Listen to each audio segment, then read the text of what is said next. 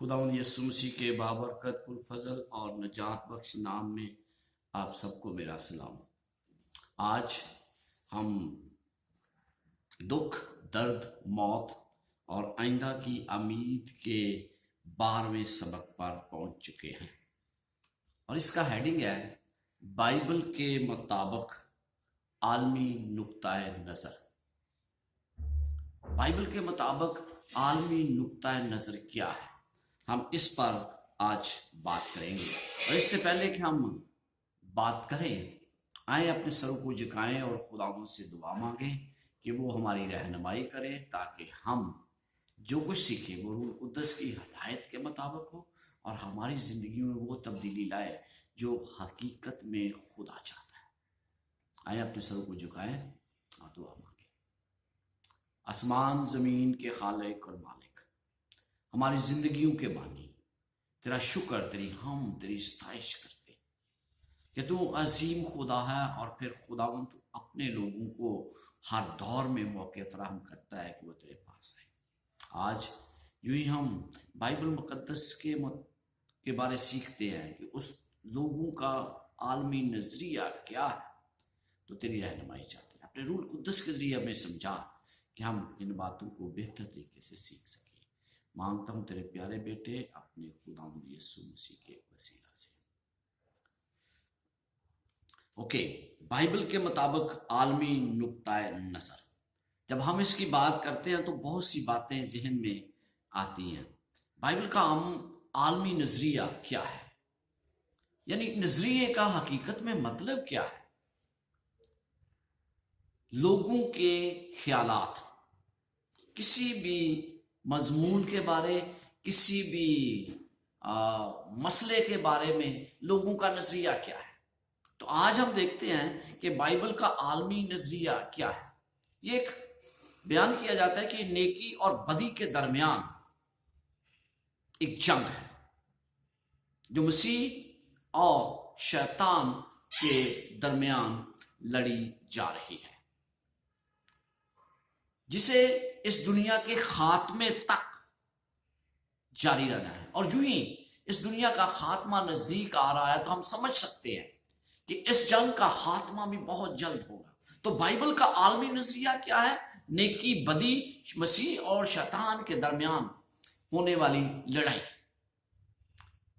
اور جیسے جیسے یسوع مسیح کی آمد نزدیک آ رہی ہے، یہ لڑائی مزید تیز تر ہو رہی ہے، گمگیر ہو رہی ہے۔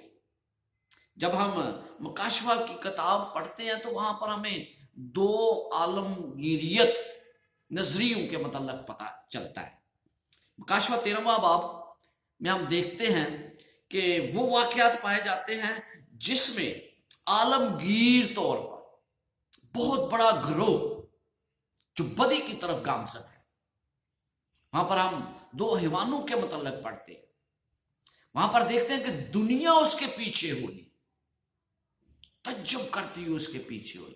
دنیا جس نظریے پر جا رہی ہے وہ یہ ہے کہ لوگ بدی کی طرف بڑھ رہے ہیں، اور یہ ہم مکاشفہ 13ویں باب میں پڑھتے ہیں۔ لیکن جب ہم مکاشفہ 14ویں باب میں آتے ہیں تو ہمیں ابدی خوشخبری کے بارے پتہ چلتا ہے، جو ہر قوم، قبیلہ، اہل زبان اور امت کے لیے پیش کی گئی ہے۔ ان دونوں برے نظریات میں ہم دیکھتے ہیں، ان دونوں برے اور اچھے نظریات میں ہم دیکھتے ہیں کہ تعلیمات جو ہیں وہ اہم کردار ادا کر رہی ہیں۔ اگر تھوڑی طرف سوچیں تو ہمیں پتہ چلتا ہے کہ دنیا کے آخر میں لوگ خداوند سے ہٹ کر دوسری طرف جائیں گے۔ اور آج ہم دیکھتے ہیں کہ ایک نظریہ روح کا غیر فانی ہونا پایا جاتا ہے، اور یہ نظریہ اتنا مقبول ہو چکا ہے کہ ہر کوئی اس کی طرف سوچتا ہے، جانتے ہوئے بھی بائبل کی تعلیمات اس کے برعکس ہیں۔ لیکن روح کا غیر فانی ہونا تقریباً ہر مسیحی کلیسیا کے اندر پایا جاتا ہے۔ بہت کم ایسی کلیسیاں ہیں جو روح کے غیر فانی ہونے سے اختلاف کرتی ہیں، بلکہ ہمیں یہ کہنا چاہیے کہ اس کے علاوہ ایک اور بھی عالمگیر طور پر جسے منایا جاتا ہے وہ اتوار کا دن ہے۔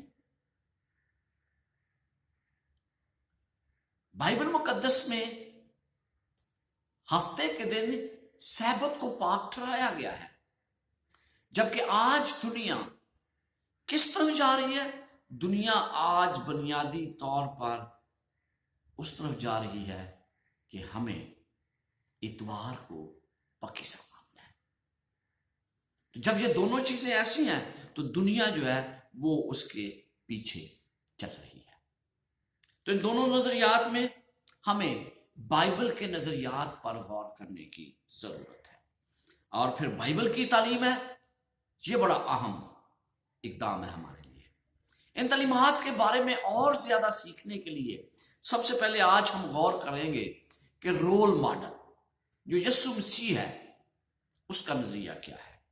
پھر ہم دیکھیں گے کہ جسم کے بارے میں بائبل کیا کہتی ہے اور دنیا کے نظریات کس طرف کے ہیں، اور پھر ہم دیکھیں گے کہ دماغ، بنیادی طور پر دماغ کے اندر کیا جستجو چل رہی ہے، خدا اور شیطان کے درمیان جو کشمکش جاری ہے۔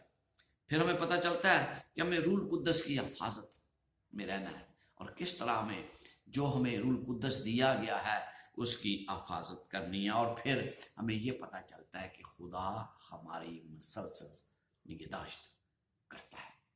تو عزیزو، جو ہی ہمیں نظریات پر غور کرتے ہیں تو آئیں ہم سب سے پہلے نظریے کو دیکھتے ہیں، یعنی کہ رول ماڈل، مسیح کا ہمارے لیے کیا نمونہ ہے۔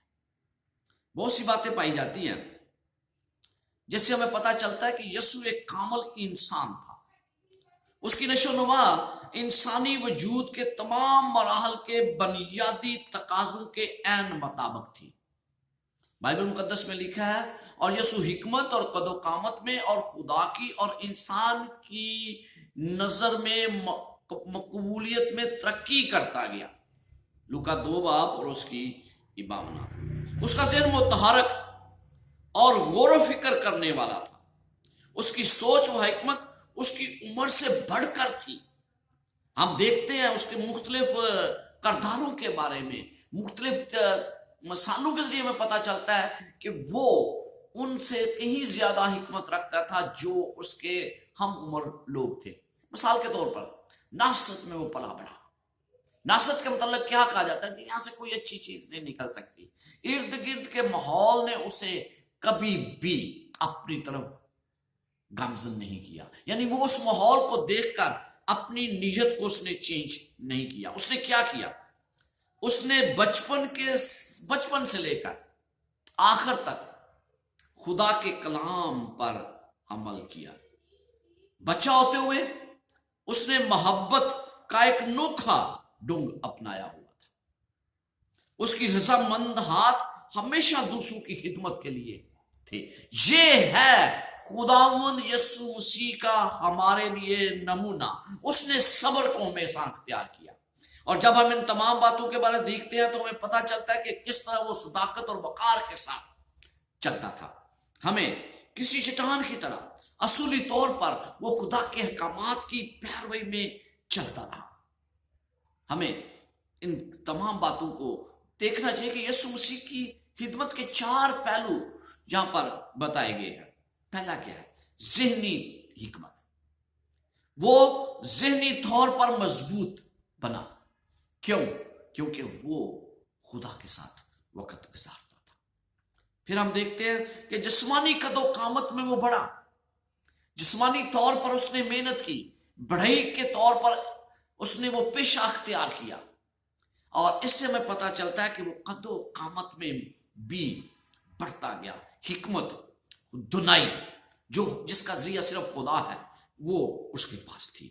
اور پھر ہم دیکھتے ہیں کہ روحانی طور پر خدا کی نظر میں وہ مقبولیت حاصل کرتا گیا۔ کس طرح؟ بائبل کا مطالعہ کرنے سے، کلام مقدس کو پڑھنے سے، دعا میں وقت صرف کرنے سے اس کی روحانی مقبولیت میں اضافہ ہوتا گیا۔ اور پھر ہم دیکھتے ہیں کہ معاشرتی طور پر وہ انسان کی نظر میں بھی وہ مقبولیت اختیار کرتا ہے، یعنی کہ جو کام وہ سر انجام دیتا تھا، جو امور اس کی زندگی میں تھے، ان تمام کو لے کر اگر ہم کہیں کہ وہ اس نظریے پر قائم تھا جو بائبل کا نظریہ ہے، تو بے جانا ہوگا۔ اس نے معاشرتی طور پر بھی معاشرے کے اصولوں کو بھی اپنایا، جب تک کہ وہ خدا کے کلام کے برعکس نہ ہو۔ جب ہم بائبل مقدس میں پڑھتے ہیں تو ہمیں پتہ چلتا ہے اس نے منادی کی، اس نے تعلیم دی، اور آج ہمیں وہ مؤثر انداز اپنانے کی ضرورت ہے۔ اگر ہم یہ تسلیم کر لیں کہ انسان جو ہے وہ بنیادی طور پر مذہب کے بارے جاننا چاہتا ہے، مذہب کے بارے بات کرتا ہے، سچائی کے ساتھ چلنا چاہتا ہے، تو پھر ہمیں پتہ چلتا ہے کہ کس طرح خداوند یسوع مسیح بھی اسی طرح چلا۔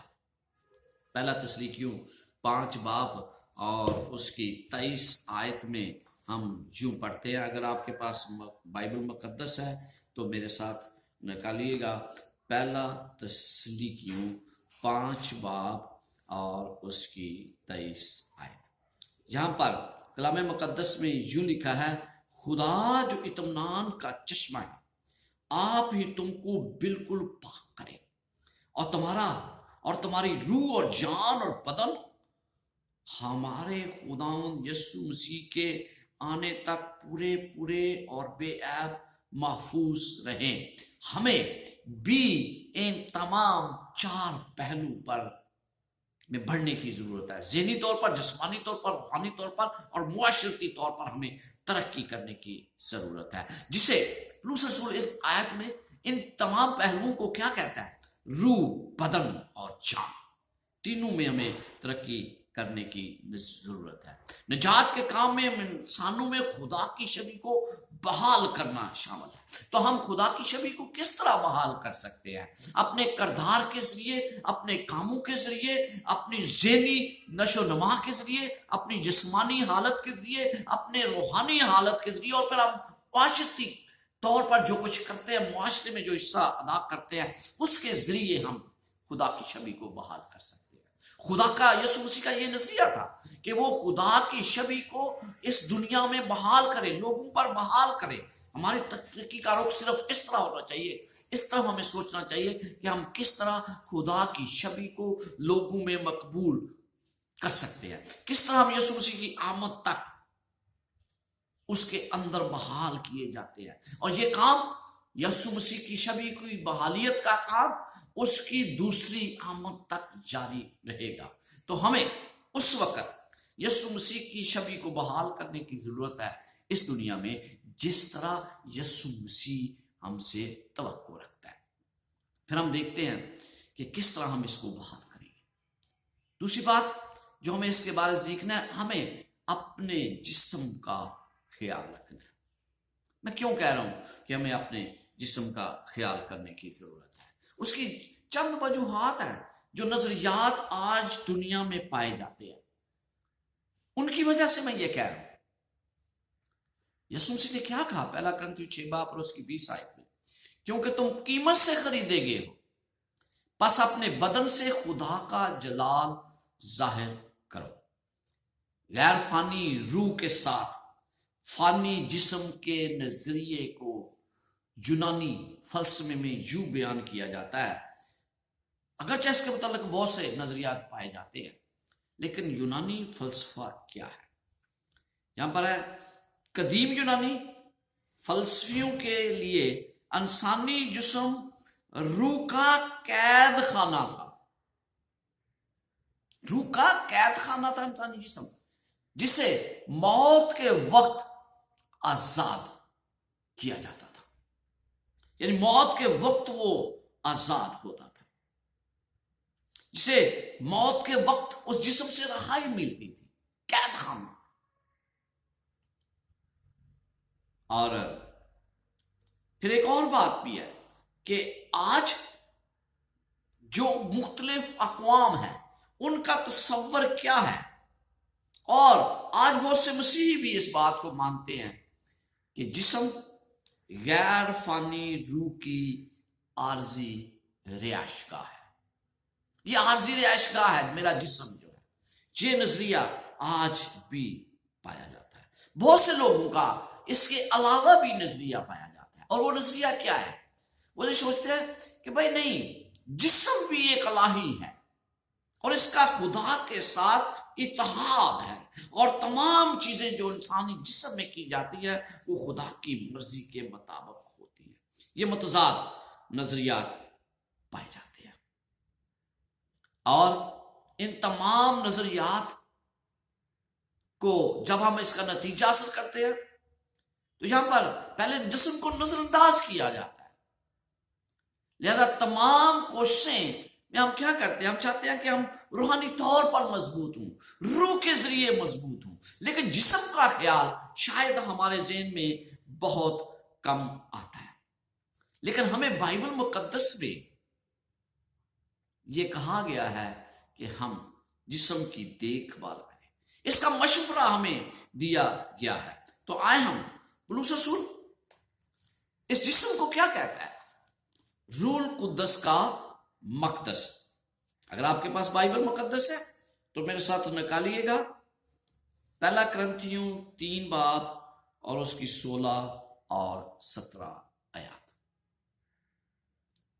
پہلا کرنتھیوں 3 باب 16 اور 17 آیت میں یوں لکھا ہے، کیا تم نہیں جانتے کہ تم خدا کا مقدس ہو اور خدا کا روح تم میں بسا ہوا ہے؟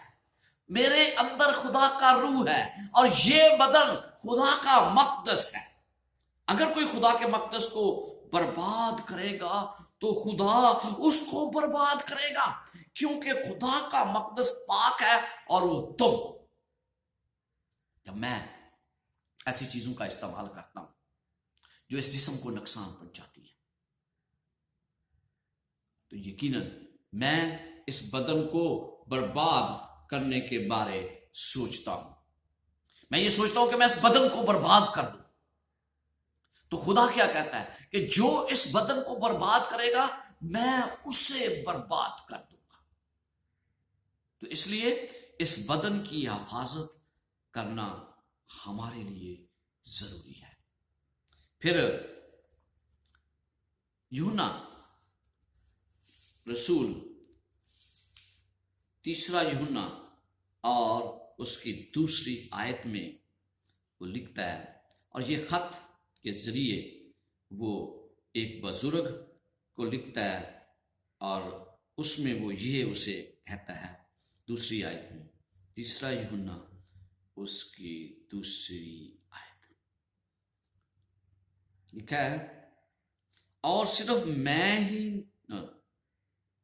میں ہی نہیں بلکہ وہ سب بھی محبت یہ 2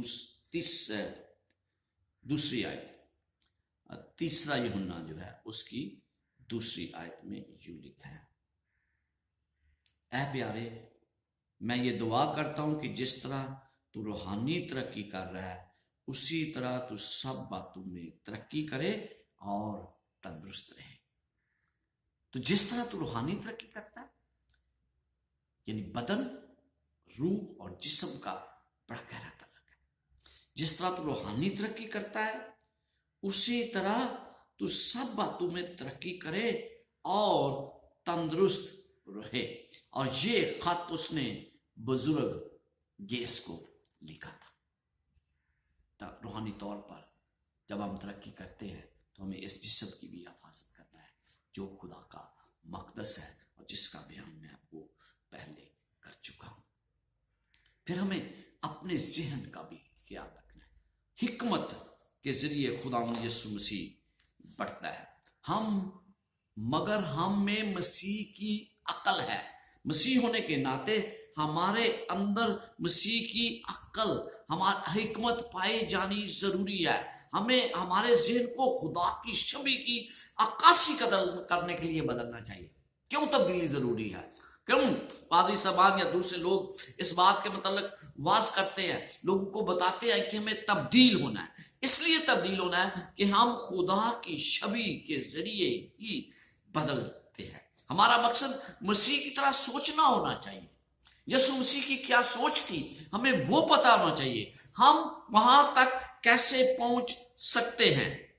پہلی بات، یہ سب کچھ روح القدس کر سکتا ہے۔ ہمیں اس بات کو سمجھنا ہے کہ روح القدس کے بغیر یہ کچھ نہیں ہو سکتا۔ ہمارے ذہنوں اور ہمارے احساسات کو تبدیل کرتا ہے روح القدس۔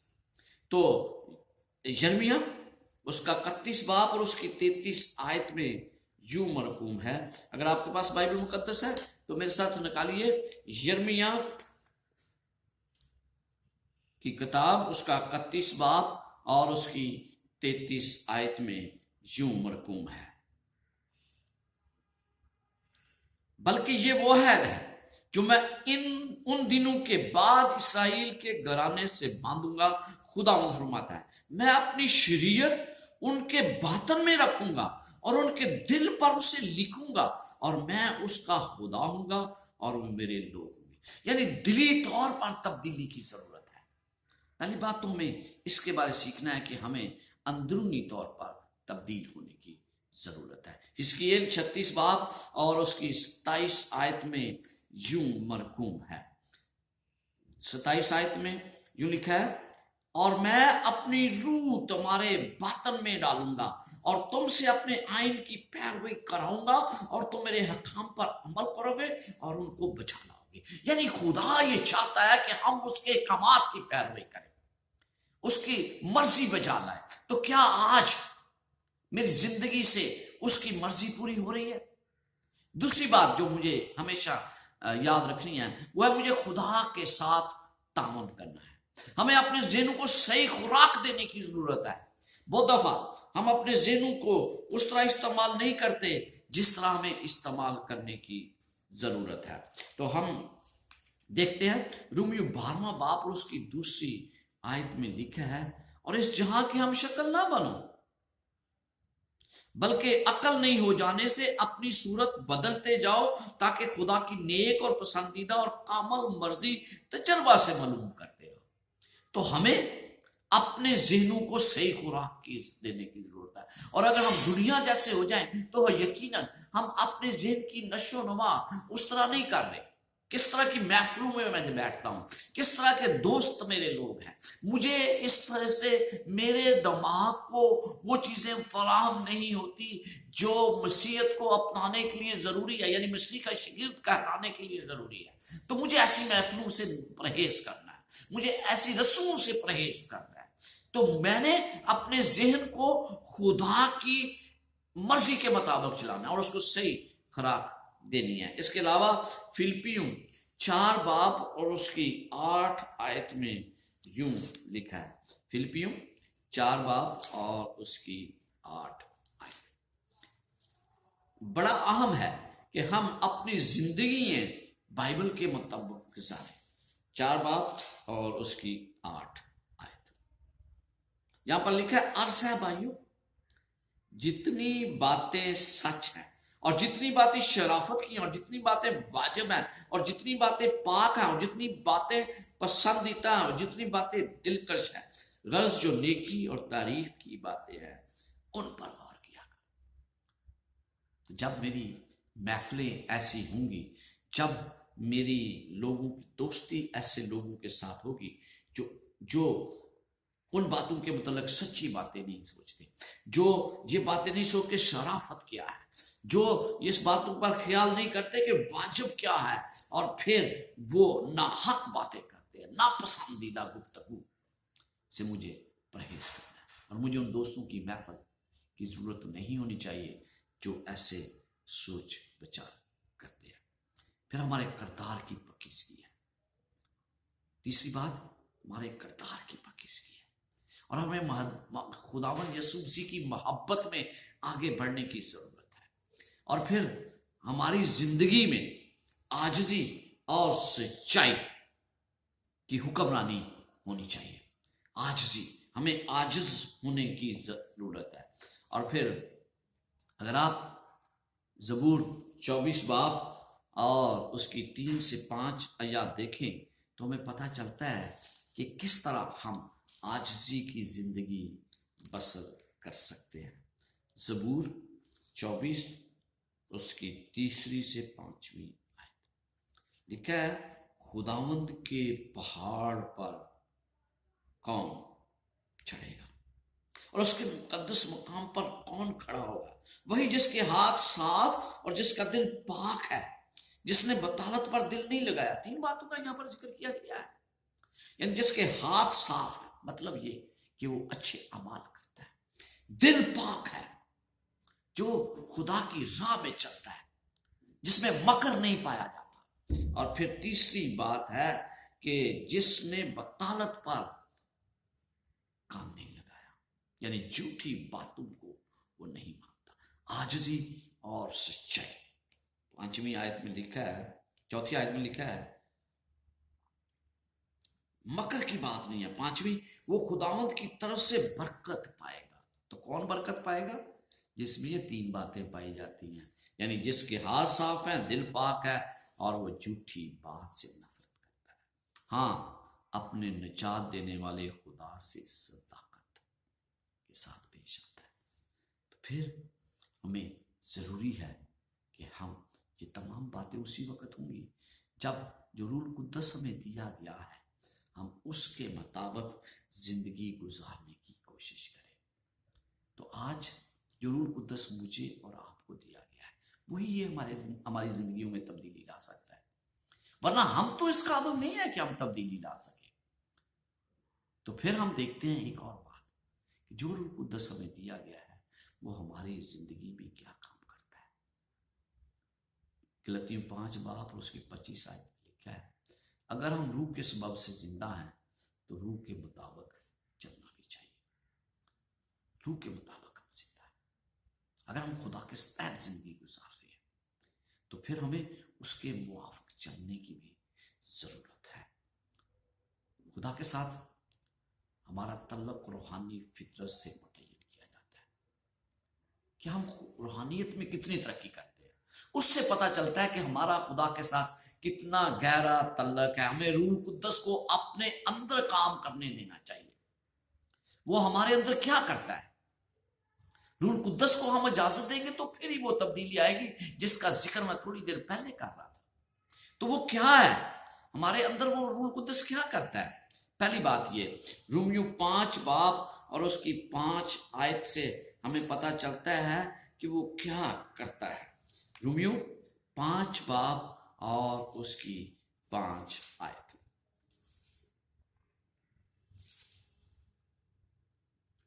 یہاں پر لکھا ہے، اور امید سے شرمندگی حاصل نہیں ہوتی، کیونکہ روح القدس جو ہم کو بخشا گیا ہے اس کے وسیلہ سے خدا کی محبت ہمارے دلوں میں ڈالی گئی ہے.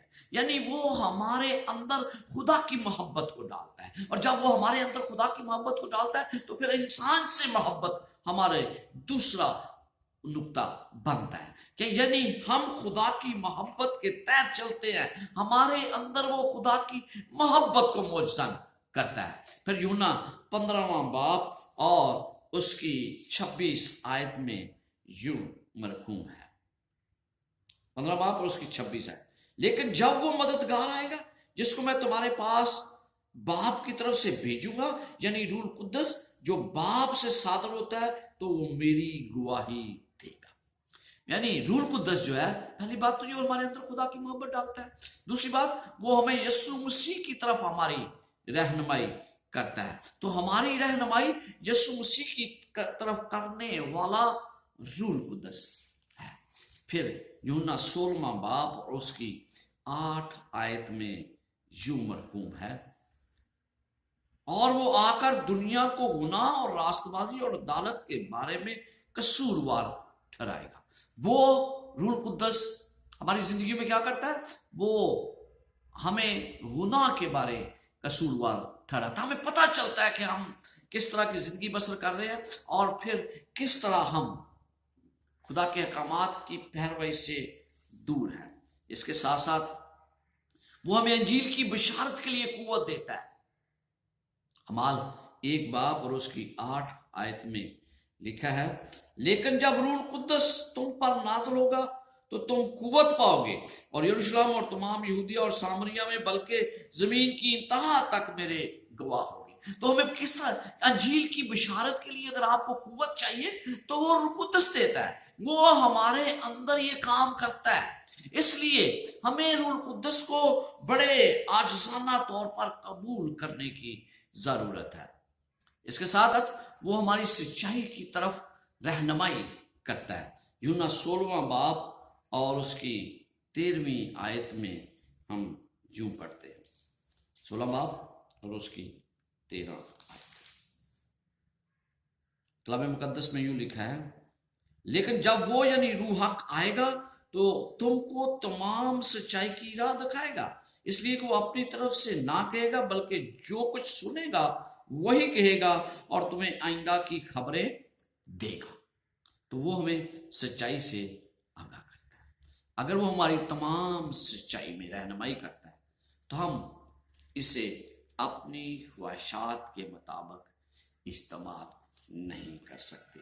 हमें अपनी ख्वाहिशात के मुताबिक हमें रूह कुद्दस को इस्तेमाल नहीं करना। बहुत से लोग इसे अपनी ख्वाहिशात के मुताबिक इस्तेमाल करते हैं। अमाल 18वें बाब अमाल 8 बाब और उसकी 18 और 19 आयत में हमें पता चलता है कि एक शमाउन जादूगर था जिसने रूह कुद्दस को गलत तरीके से इस्तेमाल करने की कोशिश की। 8 बाब 18 और 19 आयत में पढ़ना चाहता हूं। जब शमाउन ने देखा कि रसूलों के हाथ रखने से रूह कुद्दस दिया जाता है तो उनके 5 रुपए लाकर कहा कि मुझे भी ये इख्तियार दो कि जिस पर मैं हाथ रखूं वो रूह कुद्दस पाए। यानी पैसों से रूह कुद्दस खरीदना। आपको पता है कि ये शमाउन ने बपतिस्मा लिया था। इसने बपतिस्मा लिया था और ये सामरिया में उन लोगों में शामिल था जिन्होंने खुदा को कबूल किया। रसूलों ने जब वहां पर आए तो उन्होंने हाथ रखा और लोगों को रूह कुद्दस मिला।